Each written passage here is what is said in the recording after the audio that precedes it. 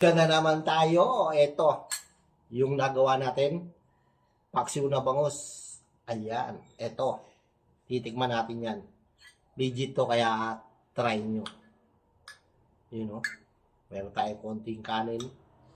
Sabaw pa lang dito eh. Ulam na.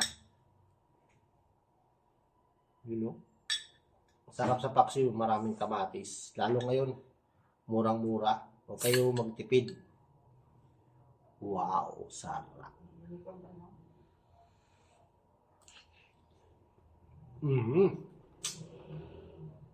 Sarap.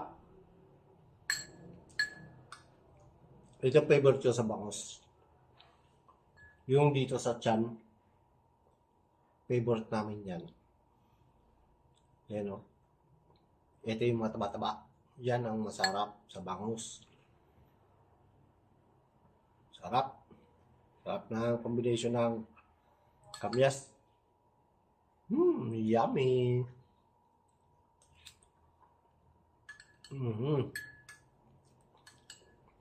Mas marami pa tayong gulay na linagay.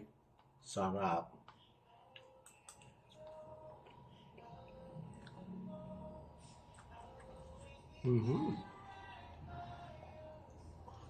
Yung ampalaya na nilagay natin, yung Tagalog, yung maliliit, hindi yung mahahaba. Yung nilagay natin, ampalaya ng Tagalog. Native, baga, native. Yummy.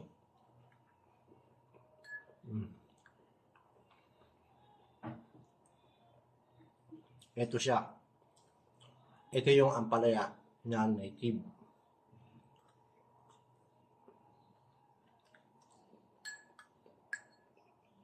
Hindi naman siya yung mapait talaga.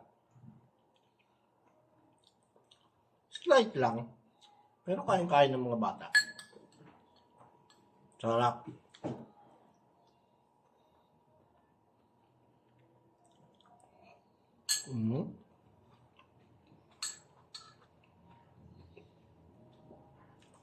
Sili.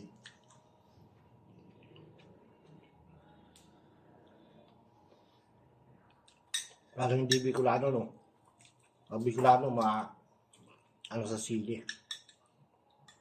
Matapang sa sili.